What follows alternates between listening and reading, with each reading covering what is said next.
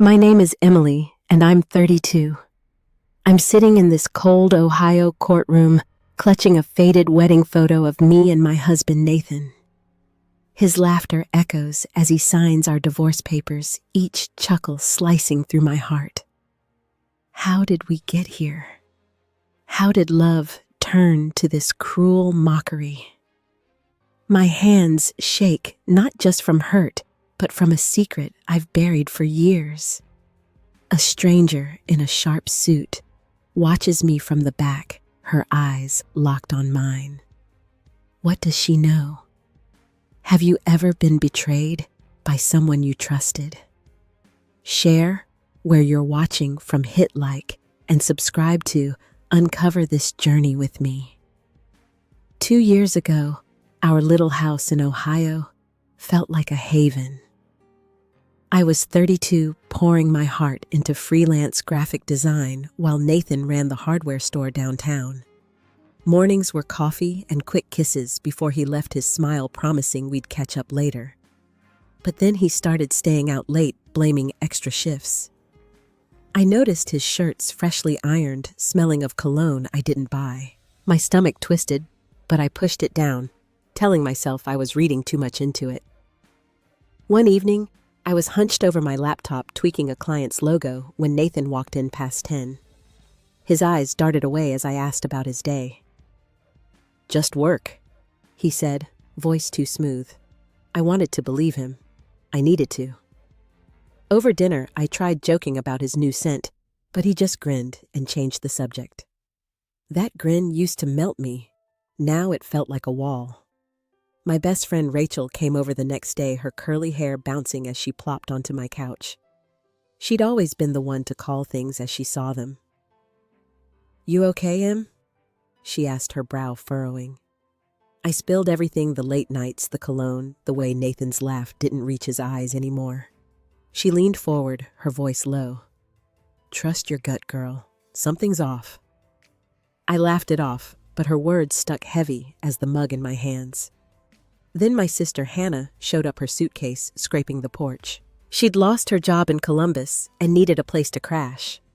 Nathan was sweet about it at first, helping her carry boxes, but I caught his jaw tighten when she thanked him. Hannah was 25, all sharp edges and quick wit, and she noticed things I didn't. One night, as we washed dishes, she nudged me. He was on the phone in the garage, whispering. Didn't sound like work. My heart sank, but I brushed it off, saying he was probably just tired. A few days later, I was folding laundry, the hum of the dryer filling the quiet. Nathan's jacket was slung over a chair, and I reached to hang it up. Something crinkled in the pocket. My fingers closed around a receipt, crumpled but legible. Dinner for 2 at La Bella Vita, a fancy place downtown. Dated on my birthday when he'd texted he was stuck at the store. My chest tightened, the paper trembling in my hand. $50 for wine. We hadn't splurged like that in years. I sat on the edge of our bed, staring at the receipt, my mind racing. Maybe it was a client, like he'd said about other late nights. But why not tell me? I slipped the receipt back, my hands cold. That night, I waited until he was in the shower, his phone left on the counter. My pulse pounded as I swiped through it, guilt choking me. No texts, no calls, nothing strange. I set it down, feeling like a traitor, but the knot in my gut wouldn't loosen. Rachel threw a girls' night to lift my spirits, just the 3 of us at her place. Hannah brought cheap wine, and we sprawled on her rug, laughing about old times. But when Hannah stepped out to take a call, Rachel's eyes locked on mine. "You've got to talk to him, Em." That receipt. "It's not nothing." I wanted to argue, to say she was wrong, but my voice caught. She handed me a leather-bound journal, her gift to help me sort through it all. "Write it down," she said. "It'll clear your head." Back home, I tucked the journal under my pillow, too scared to open it. Nathan was already asleep, his back to me, the space between us wider than the bed. I lay awake, replaying every moment, every excuse. Was I losing him, or was I losing myself, chasing shadows that might not be there? The next morning, I found him in the kitchen, humming as he made coffee. I took a breath, my voice soft. Hey, I found a receipt in your jacket. La Bella Vita. What was that about? He didn't flinch, just turned with that same easy grin. Client dinner, babe. You know how it is? His eyes slid past mine, and he sipped his coffee already halfway out the door. I stood there, the mug burning my hands, his answer echoing in my head. It was so simple, so clean, but it didn't feel right. I stared at the empty kitchen, Nathan's coffee mug still warm on the counter. His words about the client dinner rang hollow like a song I used to love but couldn't trust anymore. I grabbed the journal Rachel gave me, its blank pages daring me to face the truth. My pen hovered, then scratched out a single line. Why does his smile feel like a lie? I snapped it shut, my heart racing, and shoved it into a drawer, as if hiding the words could hide my doubts. The next week, Hannah started picking up shifts at a local diner, her chatter about rude customers filling the house with noise. But I caught her watching Nathan, her eyes narrowing when he grabbed his keys and left without a word. One afternoon, she cornered me in the living room, her voice low. I saw him downtown yesterday, Em. He was at the park on his phone, pacing like he didn't want to be seen. I froze, my throat tight. Probably just a work call, I said, but my voice cracked, betraying me. Hannah didn't push, but her silence felt louder than words. Nathan's late nights grew more frequent, his excuses piling up like unpaid bills. Inventory issues, he'd say, or a last-minute delivery. I nodded, forcing a smile, but each time he walked out, a piece of me crumbled. I started waking up at 3 a.m, the house too quiet, his side of the bed cold. I'd lie there, imagining him somewhere else with someone else, and hate myself for it. My designs suffered clients emailing about missed deadlines, but I couldn't focus. All I saw was that receipt, those $50 for wine, taunting me. One evening, I was sorting mail when a credit card statement caught my eye. My name was on it, but the charges weren't mine. A hotel in Cincinnati, 2 nights, $400. My hands shook as I read it again, the dates matching a weekend Nathan said he was visiting his brother. I called him, my voice steady, despite the storm inside. Hey, what's this hotel charge? I asked, casual as I could manage. He paused, then laughed too loud. Oh, that work trip, Em. They booked it under our card by mistake. I'll fix it. He hung up before I could respond, leaving me staring at the phone, his laughter echoing in my head. I didn't tell Rachel or Hannah, not yet. I wanted to believe him, to stitch our life back together, but the threads kept slipping. Instead, I poured myself into work, staying up late to redo logos, hoping exhaustion would drown the questions. But Hannah wasn't letting it go. One night, she slid into the kitchen while I was making tea, her apron still tied from her shift. I heard him again, she whispered. In the backyard on the phone. He said something about a plan, about getting out. I spilled the tea, the hot water stinging my hand. Getting out of what I asked, but she just shook her head, her eyes full of worry. The next day, I drove to the hardware store, telling myself I was just dropping off lunch. The parking lot was half empty, Nathan's truck nowhere in sight. I walked inside, the bell jingling, and asked his coworker Mike if he was around. Mike scratched his head. Nathan? He left hours ago. Said he had a meeting. My stomach dropped, the paper bag of sandwiches heavy in my hands. I mumbled a thanks and left the world tilting under me. Back home, I sat on the couch, the journal open in my lap. I wrote until my hand cramped, spilling out every doubt, every fear. Nathan's lies were piling up, each one sharper than the last, and I couldn't keep pretending they weren't real. Hannah came home, her face softening when she saw me. You okay? She asked. I shook my head. The words stuck. She sat beside me, her hand on mine, and for the first time I let myself cry. Not loud, not dramatic, just quiet tears that burned. Something was breaking, and I wasn't sure if it was my marriage or me. The days after that trip to the hardware store blurred into a haze of doubt and dread. I was 32, sitting in our Ohio home, the walls closing in as Nathan's lies stacked higher. My journal became my lifeline, its pages filled with questions I couldn't ask out loud. I'd catch myself staring at the clock, waiting for him to walk through the door each late night, carving a deeper wound. His excuses were flimsier now, barely an effort to cover the truth I was too scared to face. One night, I was up late, my laptop glowing with a half-finished design, when I heard Nathan's keys in the lock. It was past midnight. He stumbled in his shirt-wrinkled eyes, glassy. I asked where he'd been, my voice sharper than I meant. He rolled his eyes, snapping, "Why do you always have to control everything?" "Em?" I froze, his words hitting like a slap.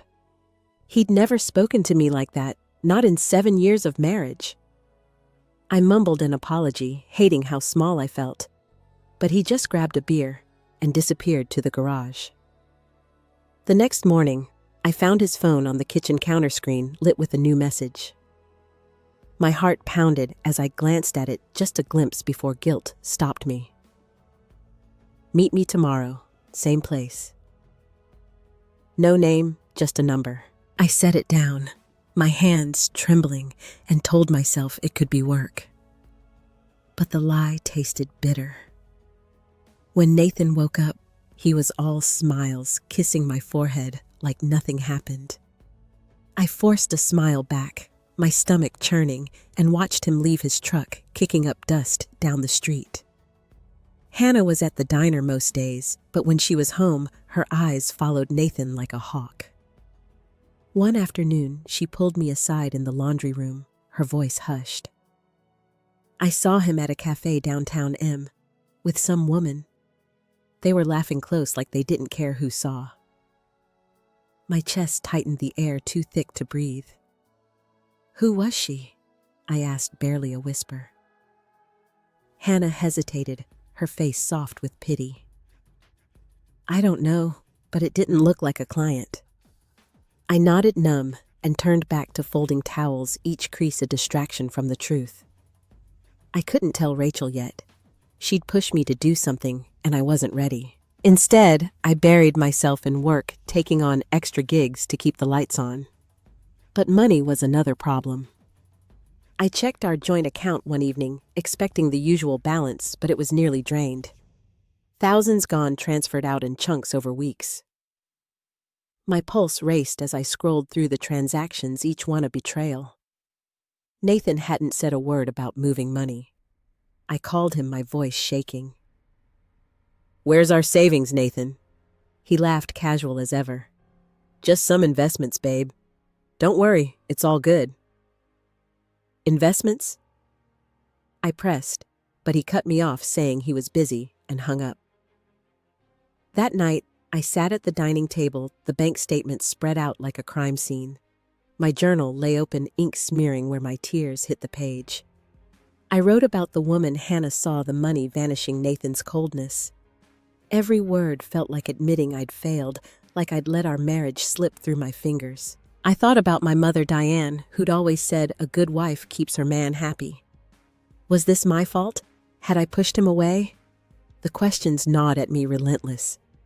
Rachel came over the next day, her usual energy dimmed by the worry in her eyes. She didn't ask outright, just sat with me on the porch, sipping iced tea. "You're not yourself, Em," she said finally. "Talk to me." I wanted to spill it all, the text, the money, the woman, but shame stopped me. Instead, I shrugged, saying work was tough. She didn't buy it, her hand squeezing mine. "You don't have to go through this alone," she said. I nodded, but the weight in my chest didn't lift. The final straw came a few nights later. I was cleaning out the guest room, trying to make space for Hannah's stuff, when I found a small box tucked behind Nathan's old toolbox. My fingers hesitated, but I opened it, my breath catching. Inside was a silk scarf, soft and floral, nothing I'd ever worn. Tucked beneath it was a note in unfamiliar handwriting. "Can't wait for our future." My knees buckled, and I sank to the floor, the scarf clutched in my hands. It wasn't mine. It wasn't ours. The truth was staring me in the face, and I couldn't look away anymore. I sat on the guest room floor, the scarf limp in my hands, its floral scent mocking me. My journal was upstairs, but I didn't need it to feel the weight of this moment. Every heartbeat screamed betrayal, yet I couldn't move, couldn't cry. I stuffed the box back behind the toolbox, my hands shaking, and told myself I'd deal with it later. But later never came. Nathan got home all easy smiles, and I played along cooking dinner while my mind churned. How could he act so normal? The next morning, I drove to the bank, my palms sweaty on the steering wheel. The teller, a kind woman with glasses, pulled up our account. She frowned, clicking through screens. "Large transfers," she said, "to an account not in your name. Started 6 months ago." My throat closed up. 6 months I'd been planning our anniversary trip while he was funneling our future away. I left with a stack of printouts, each line a knife twist. At home, I hid the papers in my desk, too raw to face them. Hannah was at work, and Nathan was gone, probably at another meeting. I tried calling my mother Diane, desperate for someone to lean on. Her voice was sharp through the phone. "Emily, men stray when you don't keep them happy. Fix yourself up, be sweeter." I hung up her words, burning worse than the bank statements. Was she right?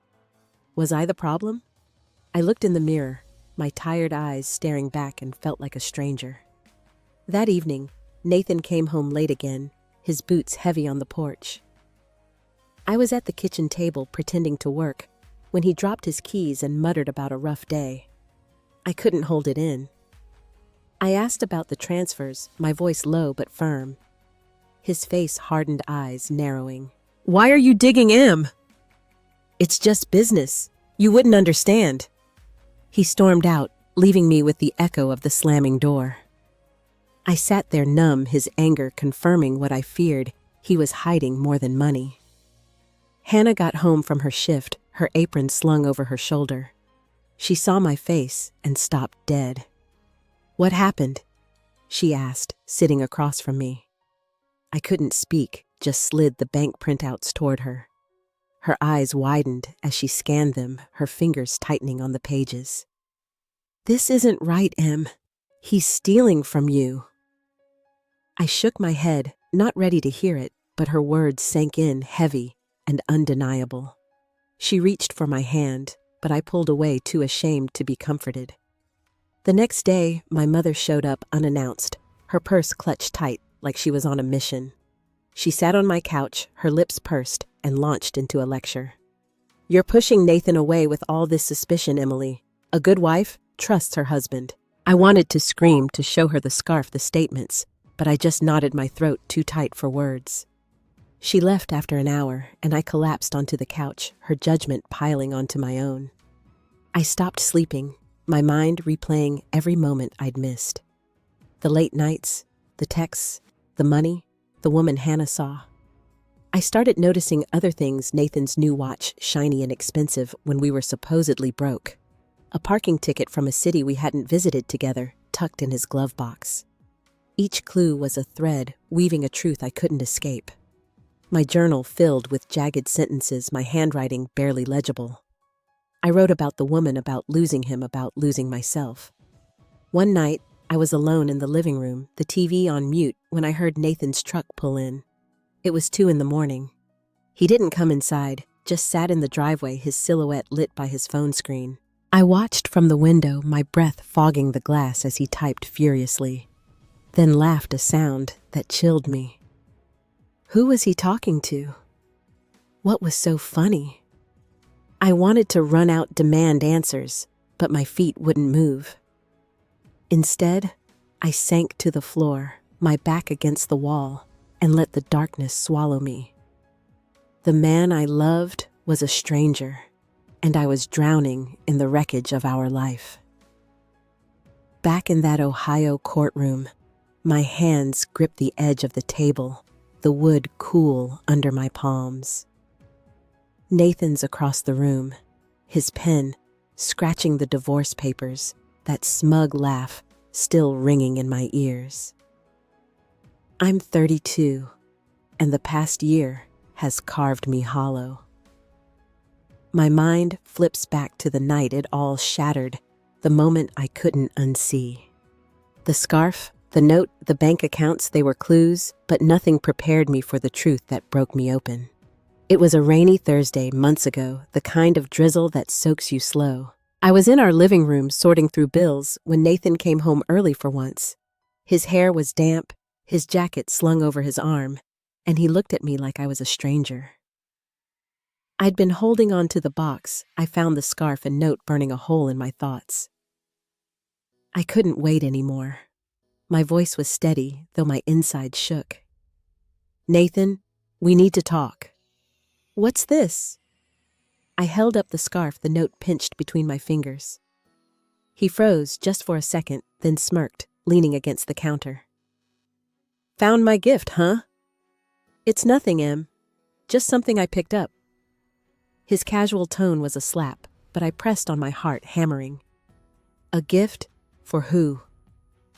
This note says, our future. What future? Nathan. His eyes darkened, and he stepped closer, his voice low. Stop making a big deal out of nothing. You're always looking for problems. I stood my ground, the note crumpling in my fist. Tell me the truth, I said louder now. Who is she? The room went quiet, the rain tapping the windows like a clock running out. Nathan laughed a cold, sharp sound and crossed his arms. Fine, you want the truth? Yeah, there's someone else. Her name's Sarah, and she gets me. Unlike you, she's not dragging me down. My knees buckled, but I caught myself on the couch. Sarah! The name hit like a punch. I knew her. My college friend, the one who'd always smiled too wide at Nathan, who'd called my life charmed with a bitter edge. She'd been at our wedding, toasting our happiness. How long, I whispered, my voice breaking. Nathan shrugged like it was no big deal. A while. Look, Em, I'm done pretending. I'm leaving. Sarah and I have plans, a real future. You'll be fine. He turned to grab his keys, as if he'd just settled a minor argument. I sank onto the couch, the scarf slipping to the floor, my mind reeling. Sarah's betrayal cut deeper than his, a knife twisted by memory. I saw her face. Her laugh, the way she'd hugged me at our last reunion. How had I missed it? Hannah came home an hour later, her diner apron damp from the rain. She saw me curled up, the note on the coffee table, and dropped her bag. Em, what's wrong? She asked, kneeling beside me. I couldn't speak, just handed her the note. Her face hardened as she read it, then softened with pity. He told me, I choked out. It's Sarah, from college.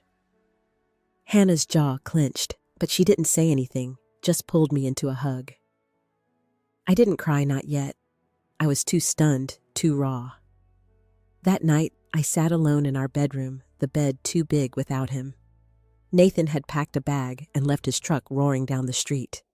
I opened my journal, but the words wouldn't come. Instead, I wrote one sentence over and over. How did I let this happen? My phone buzzed, Rachel checking in. I didn't answer. I couldn't face her yet, couldn't face anyone. The house felt like a tomb, every corner holding a memory I'd trusted. Our first Christmas, our late-night talks, our dreams of a family. All lies.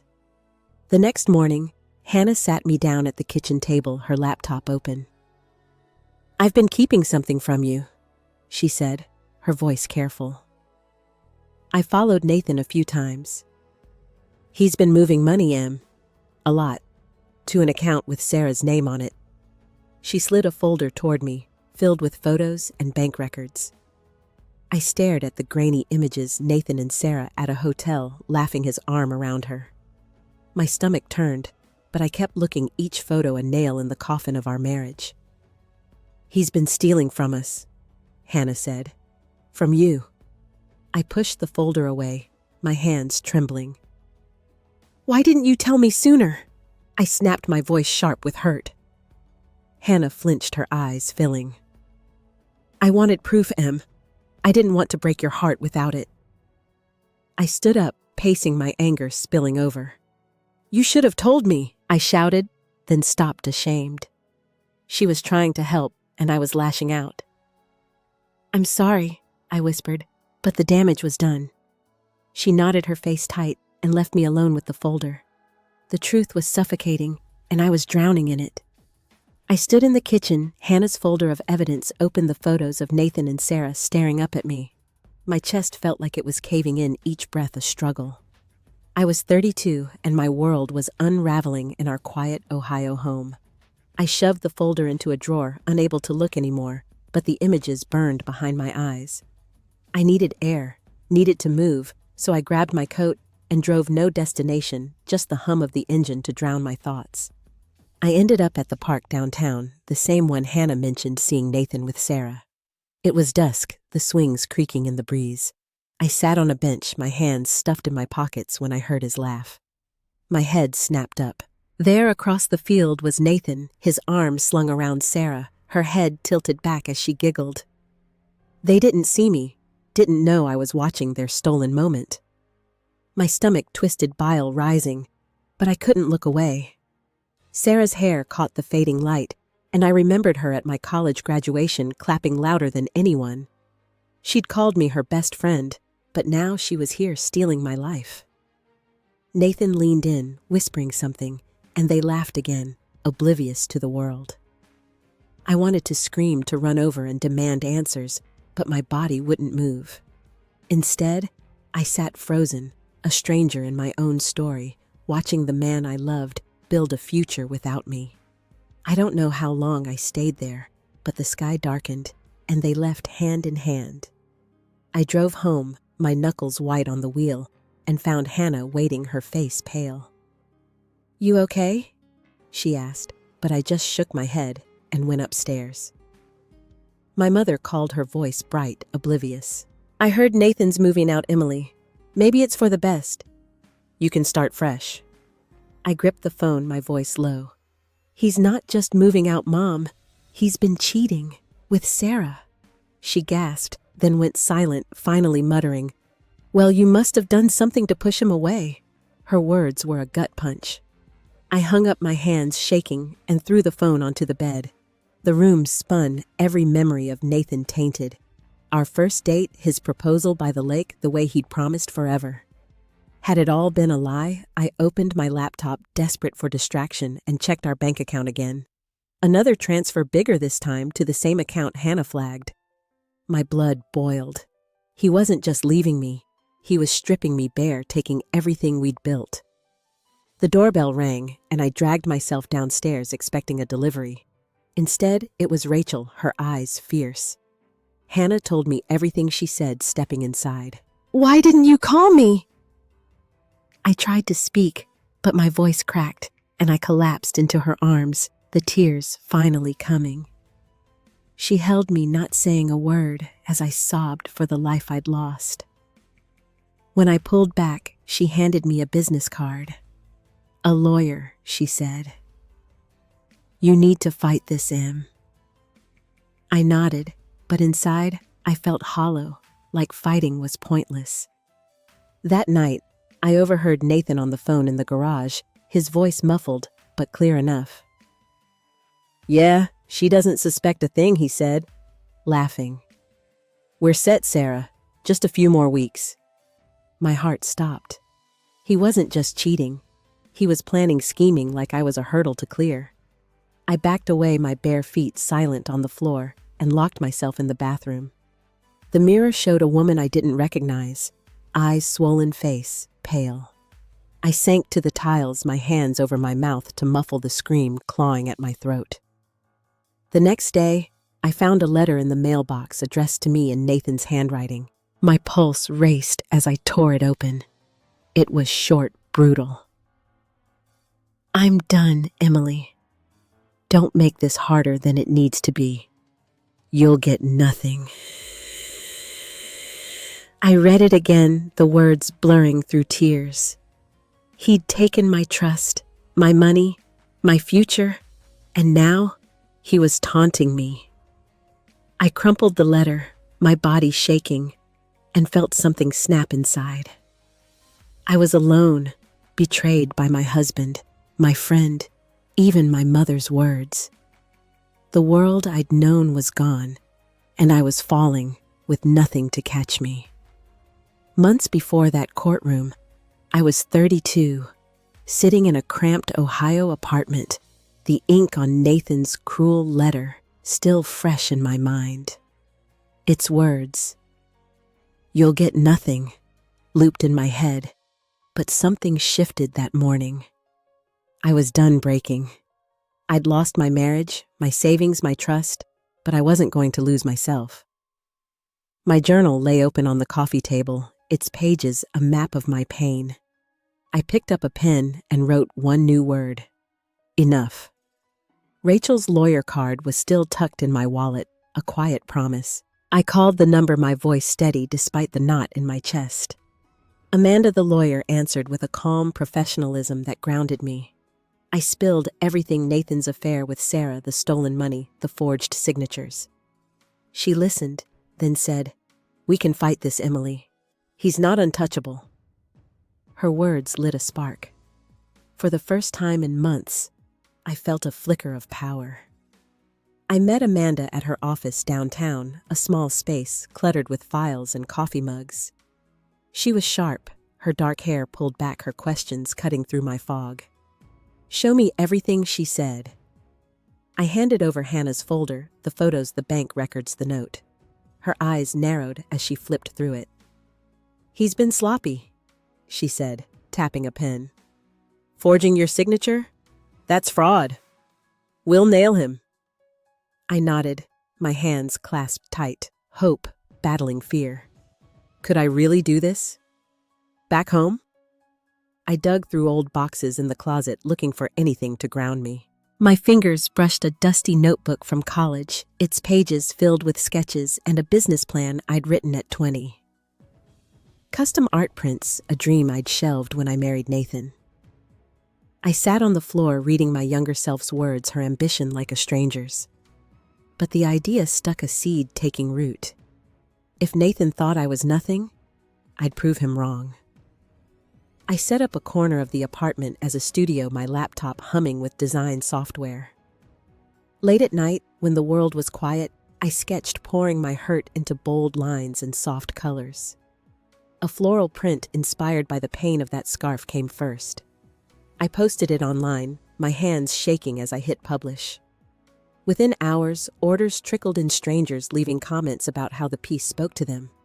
My chest tightened, not with fear, but with possibility.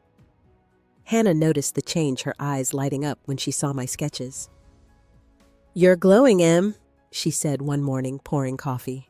She'd enrolled in community college, inspired by my shift. Her textbooks scattered across the table. I smiled, but doubt crept in. What if I failed? What if Nathan was right? I pushed the thoughts down, focusing on the next design, each stroke a small rebellion. Then came the stranger from the courtroom, though I didn't know her yet. I got an email from Claire, a name I didn't recognize, praising my art. She called herself an investor, said she'd found my work online and wanted to meet. I hesitated, wary of scams, but Rachel pushed me. "What's the harm? Em, go for it." We met at a cafe, Claire's sharp suit and warm smile disarming me. "Your work's raw," she said, sipping tea. "It's real. I want to back you." I stared, stunned. Back me. How Claire laid out a plan, funding to scale my prints into a brand with her as a silent partner. My heart raced, half thrilled, half terrified. I'd never run a business, never taken risks like this. But her belief in me, a stranger's faith, felt like a lifeline. I shook her hand, my voice firm. "Let's do it." Driving home, I felt a fire growing, not loud, but steady.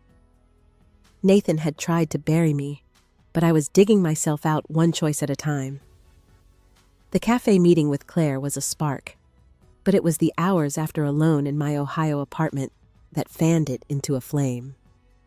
I was 32, and for the first time in months, I felt like I was steering my own life. My journal, once a vault for pain, now held sketches and to-do lists, its pages proof I was more than Nathan's betrayal. But doubt still lingered, whispering I wasn't enough. I pushed it aside, determined to build something he couldn't touch. I threw myself into the art business, my tiny studio a sanctuary of paint and purpose. Claire sent contracts, her investment real and daunting. I signed them, my hand steady, and used the funds to buy a professional printer, turning my sketches into vibrant prints. Each order that came in 10, then 20, felt like a brick in a new foundation. Customers left reviews calling my work healing, and I read them late at night, my throat tight with gratitude. Amanda, my lawyer, was building a case like a fortress. We met weekly, her office a safe haven where I could be angry without shame.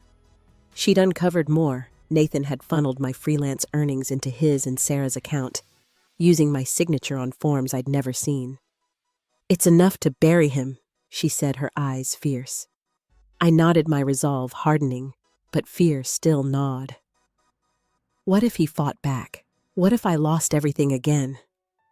One evening, I was packaging prints when Nathan called, his voice smooth, like he hadn't shattered me. "Let's settle this quietly, Em. No need to drag it out. You don't have the stomach for a fight." I gripped the phone, my pulse racing. He thought I was weak, the same woman who'd crumbled under his lies. "I'm not settling, Nathan," I said, my voice low but firm. "You'll see me in court." I hung up, my hands trembling, but a quiet strength settled in my chest. Rachel was my anchor, her marketing savvy, turning my prints into a local buzz. She designed a website, her fingers flying over her laptop as we sat on my couch. "You're a badass, Em," she said, grinning. "Own it." I laughed, the sound foreign but real. She suggested a pop-up sale at a community center, and I agreed, nerves and excitement tangling. I spent nights framing prints, my fingers stained with ink, each one a piece of my heart. Hannah, now thriving in her college classes, helped me prep for the sale. She strung fairy lights around my display, her chatter about art history filling the room. "You're inspiring me, Em," she said, her eyes bright. I hugged her, the rift from her secret sleuthing healed. But my mother, Diane, was another story. She called, her voice dripping with doubt. "A business? Now you're setting yourself up to fail." I bit my lip, her words stinging, but didn't argue. I'd prove her wrong, too. The pop-up was a whirlwind, people crowding my booth, their praise overwhelming. A woman bought my floral print, saying it reminded her of her own heartbreak. I smiled, my eyes stinging, and realized my art was connecting me to others, to myself. Claire showed up, her suit swapped for jeans, and bought a piece. "You're just getting started," she said, her nod a quiet endorsement. I stood taller, feeling the weight of her belief. But not everything was smooth. A supplier sent faulty frames, costing me hundreds to replace. I panicked, my old fears resurfacing, but Claire coached me through it, her calm voice on the phone a lifeline. "Find another vendor," she said. "You're tougher than this." I did, negotiating a better deal, and when the new frames arrived, I felt a surge of pride. I wasn't just surviving, I was learning to fight. One night, alone in my studio, I started a new piece, a mural on a canvas as tall as me. It was abstract, all blues and golds, a map of my journey from pain to power. I painted until dawn, my hands crusted with color, the apartment silent except for the brush's soft scrape. When I stepped back, the mural glowed, a testament to the woman I was becoming. I didn't say a word, just stood there, my eyes locked on the canvas, knowing I'd never let Nathan define me again. Weeks before the courtroom, my life was moving faster than I could catch up. I was 32, living in my small Ohio apartment, the hum of my printer a constant now. My art business was no longer a side hustle. It was a force, orders pouring in from across the country. I'd wake to emails from strangers who saw their own stories in my prints, their words stitching me back together. But Nathan didn't know. He thought I was still the broken woman he'd left behind. The pop-up sale Rachel organized changed everything. The community center buzzed my booth packed with people snapping photos, their voices a warm hum. By the end, I'd sold out my bank account fuller than it had been in years. I stood in the empty space, fairy lights flickering, and felt a quiet pride. Claire clapped my shoulder, her smile wide. "You've built something real, Emily," she said. I nodded my throat tight, knowing this was only the start. Amanda's work was relentless, her emails piling up with updates. She'd traced more of Nathan's fraud, linking his forged signatures to a joint account with Sarah. "We've got him cornered," she said, during a call, her voice sharp with confidence. I paced my kitchen, the phone pressed to my ear, my mind racing. Restitution meant justice, but it also meant facing him again. My journal captured the mixed gratitude for Amanda's fight, dread for what was coming. Then came the whispers. A local blog posted about my sale, calling my art a triumph of resilience. It went viral, shared across social media, my name trending in ways I never expected. Customers flooded my site, crashing it twice, and I scrambled to keep up. Rachel laughed, helping me relaunch the site, her laptop glowing late into the night. "You're a star, Em," she said, but I felt exposed, like the world was watching a wound I hadn't fully healed. Nathan caught wind of it. I got a text from him, short and venomous. "Nice little hobby. Won't last." I stared at the screen, my pulse spiking, his words a jab at the life I'd rebuilt. He wasn't just dismissing me. He was trying to claw me back down. I didn't respond, but the message lingered a shadow over my victory. I wrote in my journal that night, my pen digging into the page. "He's wrong. This is mine." Hannah was thriving, her college grades soaring, and she'd taken to dropping by with takeout her way of checking in. Over pizza, she told me about a classmate who'd seen Nathan at a bar boasting about a big score with Sarah. "He's acting like he's won," she said. Her fork paused midair. My stomach twisted, but I kept my face calm. Let him think that I said, my voice steadier than I felt. Inside, I was reeling, wondering what else he was planning. Claire invited me to a networking event, a room full of entrepreneurs in sharp blazers, their voices loud with ambition. I felt out of place, my cardigan and jeans too soft for their world, but Claire introduced me as a rising star. A gallery owner bought 3 prints on the spot, her card tucked in my pocket with a promise of more. I drove home, the city lights blurring, and realized my net worth wasn't just growing, it was soaring, a secret Nathan couldn't touch. But then I found the email. Buried in my inbox from an anonymous account was a link to a forum post. It accused me of stealing designs, claiming my art was a fraud. The comments were brutal, tearing into my work, my character. My hands shook as I read the words, slicing deep. I recognized Nathan's phrasing in the post, his venom dressed up as a stranger's. He was trying to ruin me, to dim the light I'd fought to kindle.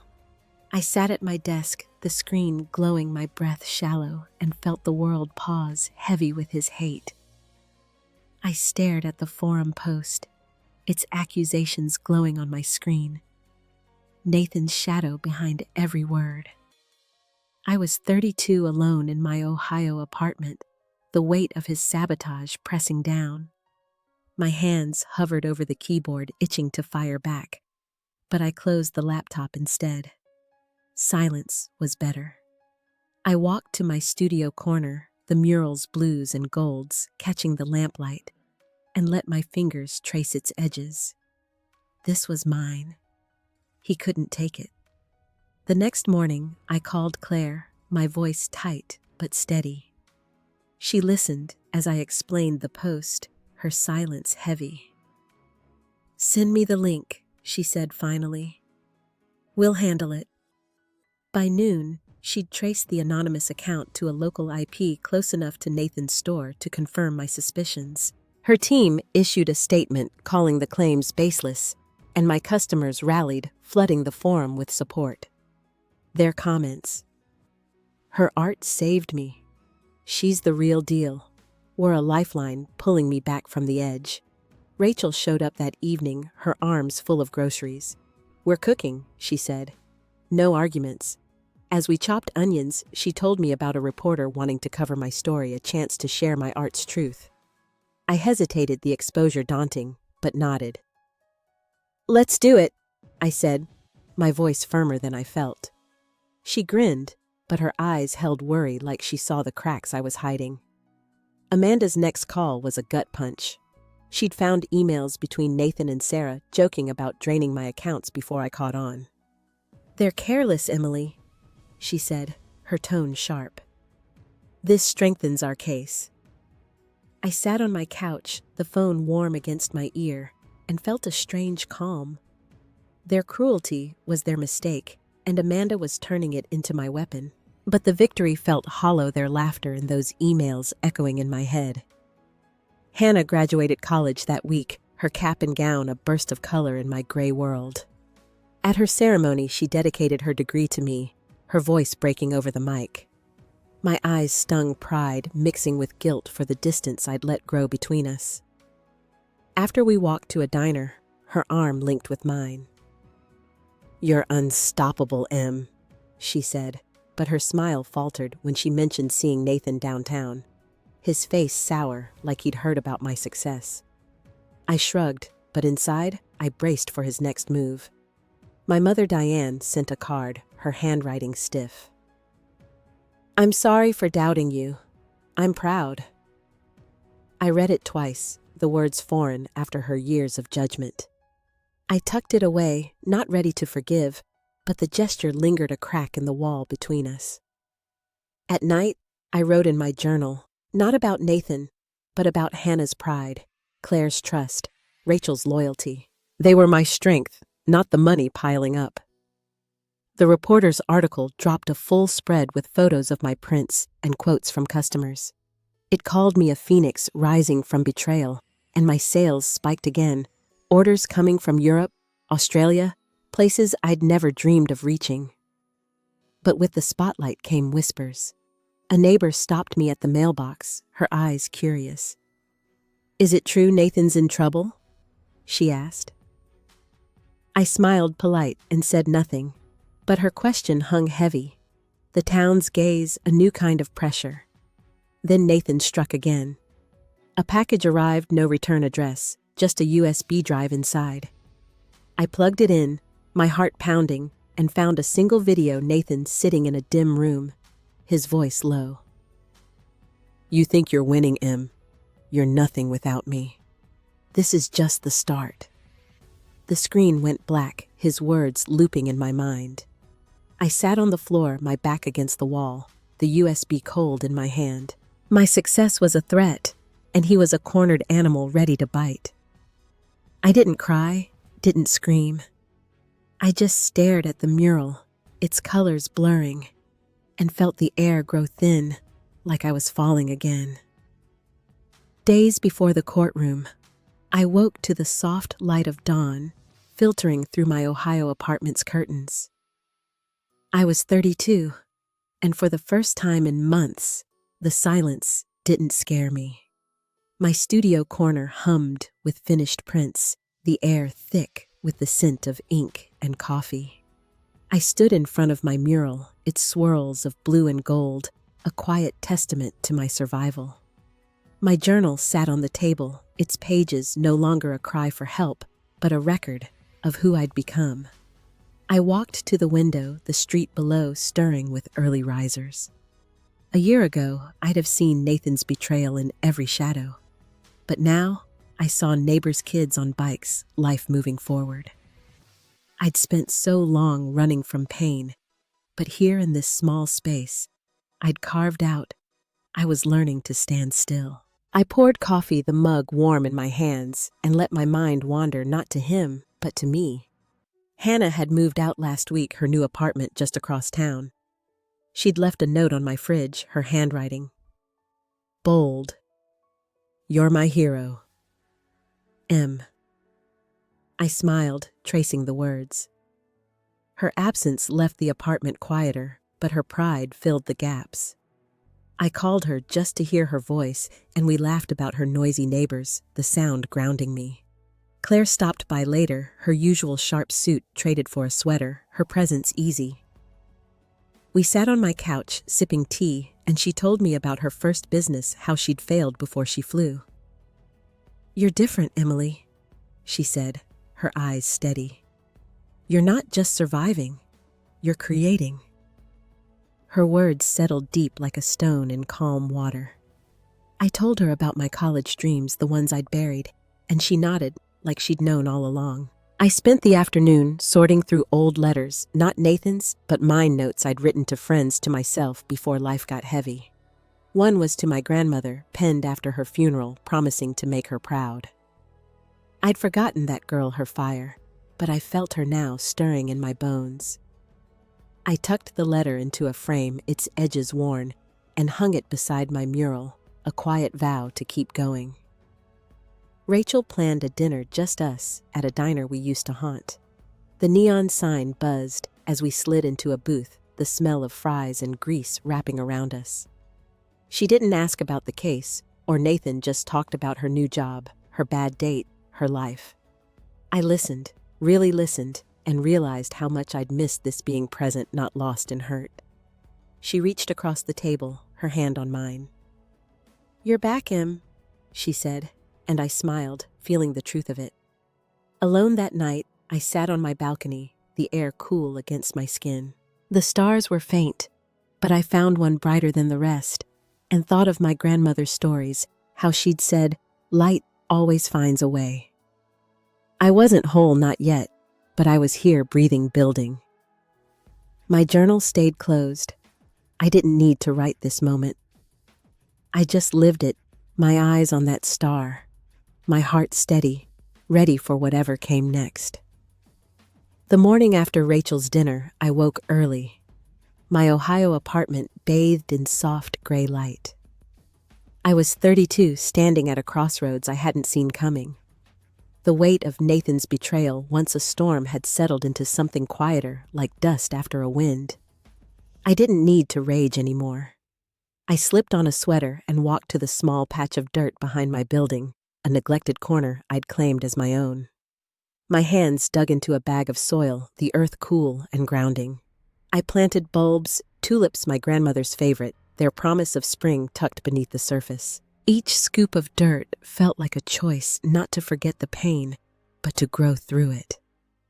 I thought of Sarah, her laughter with Nathan, and found no anger, only a faint ache. I'd carried her betrayal too long. Kneeling there, my fingers dusted with soil, I let her go, the weight slipping like a stone into water. Back inside, I found a package from Diane, my mother. No note, just a small quilt, its patches stitched in colors I'd loved as a child. I ran my fingers over the seams, her apology woven into every thread. I didn't call her, not yet, but I draped the quilt over my chair, its presence a bridge I'd cross later. For now, it was enough to know she'd tried. Claire texted, asking me to meet her at a quiet park nearby. We walked a gravel path, the leaves crunching underfoot, and she spoke of her own losses, moments she'd thought would define her. "You're not your scars, Emily," she said, her voice soft. "You're what you make from them." I nodded, the words sinking deep, and we sat on a bench, watching ducks glide across a pond. I didn't need to speak. Her company was a steady hand. That evening, I pulled out a box of old photos, not to mourn, but to remember. One caught my eye, me at 25, laughing at a county fair, Nathan a blur in the background. I didn't flinch. I set the photo aside, not to burn or hide, but to keep a piece of a life I'd lived and left. My journal stayed shut. I was writing my story in choices, now not ink. Rachel called, her voice bright with plans for a quiet gathering before the hearing. "Just us," she said, and I smiled, picturing her bustling in her kitchen. I agreed, craving the warmth of her laughter, the way she made the world feel safe.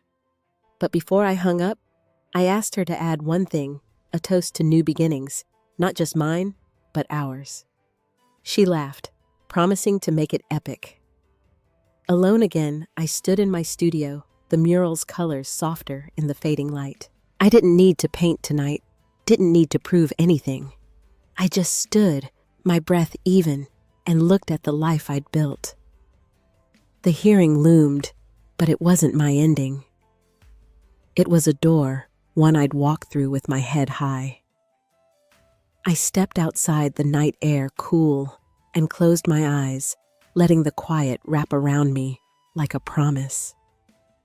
In that Ohio courtroom, the judge's voice cuts through the hum of whispers, each word a hammer striking stone. I'm 32, sitting tall, my hands folded, no longer trembling. Nathan's laughter fades as the judge lists my net worth numbers I built from scratch, from pain, turned to paint. His face pales, eyes wide like he's seeing me for the first time. I don't smile, don't gloat. I just watch, steady as the gavel falls, sealing his fraud my freedom and the life I reclaimed. Outside, the air is crisp, the sky a clear blue I hadn't noticed in years. Amanda shakes my hand, her grin fierce. You did it, Emily, she says, and I nod, the weight of her words settling in. Diane waits by the steps, her eyes soft. No lecture this time. She hugs me brief, but real, and I let her the quilt she sent, a quiet bond between us. I walk to my car, alone, the courthouse fading behind me.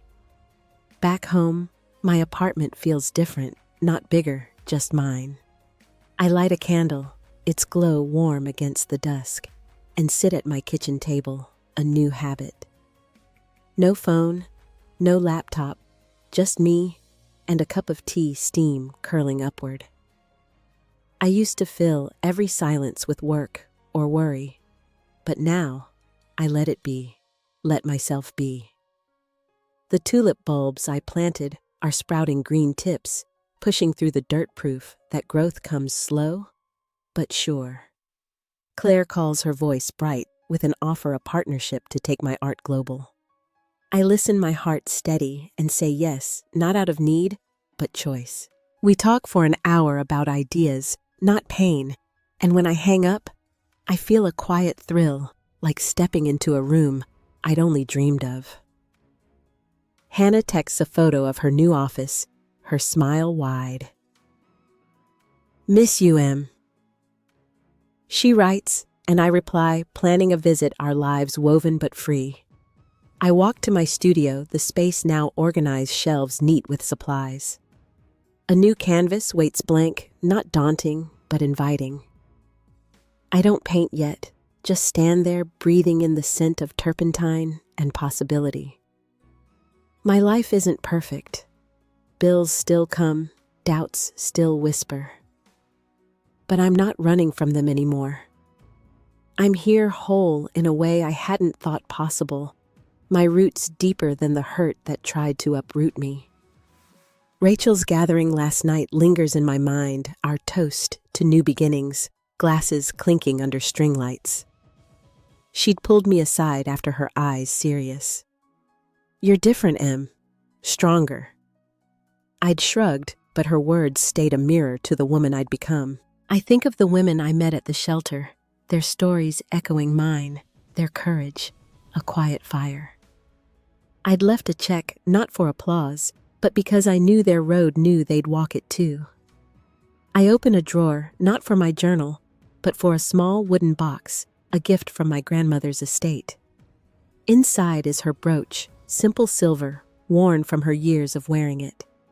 I pin it to my sweater, its weight a reminder of her strength now mine. The candle flickers, casting shadows that dance but don't scare me. I sip my tea, the warmth spreading, and let the moment hold me soft and sure like the first breath after a long climb. The next morning, I rise early, the Ohio dawn, painting my apartment in soft pinks. I'm 32, and the quiet feels like a gift, not a void. I slip on sneakers and walk to a nearby creek, a place I've started visiting. The water moves steady over smooth stones, its rhythm a reminder of time of healing. I sit on the bank, my hands resting on damp grass, and think about the woman I was a year ago, lost in Nathan's shadow, believing his lies defined me. I don't hate him anymore. That anger burned out, leaving space for something clearer. I think of the shelter women, their eyes carrying stories like mine, and realize pain isn't a chain, it's a teacher. I've learned to forgive, not for Nathan or Sarah, but for me to free my heart for the life I'm building. I pick up a flat stone, skimming it across the creek, watching ripples spread and fade. That's what forgiveness is, a release, not a surrender. My days have a new rhythm now. I teach an art class at the community center, guiding hands that tremble like mine once did. A girl, maybe 16, paints a stormy sea, her brushstrokes fierce. "It's me," she says, shy.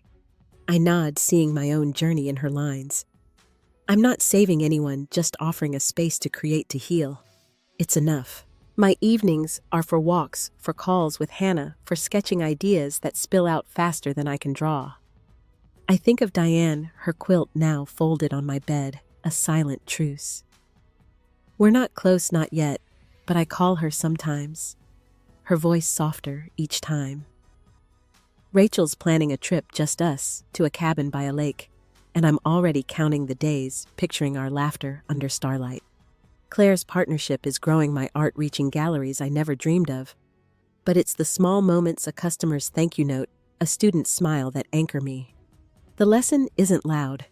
It's in the way I choose myself every day, not with fanfare, but with quiet steps. True wealth isn't the money I earned or the case I won. It's the courage to face the dark, to build from ashes, to love myself when others didn't. We all carry hurts, but they don't own us. They shape us if we let them into something stronger, softer, real. I stand brushing grass from my jeans and walk home, the creek's song fading behind me. My apartment waits warm with morning light, the brooch still pinned to my sweater.